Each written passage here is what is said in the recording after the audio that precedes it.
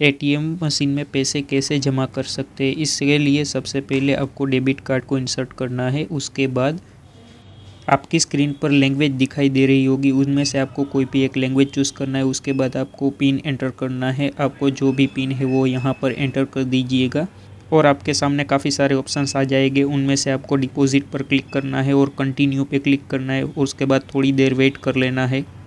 उसके बाद आपका नाम आ जाएगा, उनको वेरीफाई करके कंफर्म कर देना है। उनके बाद ये जो मशीन है वो ओपन हो जाएगी। उनमें आपको पैसे डाल देना है जितने अमाउंट आपको डालनी है। उसके बाद कंटिन्यू ऑटोमेटिकली हो जाएगा।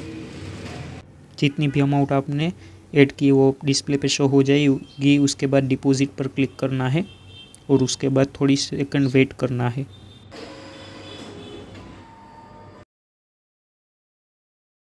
रिसिप्ट वाले सेक्शन से रिसिप्ट निकाल लेनी है और उसके बाद आपका डेबिट कार्ड भी निकाल लेना है।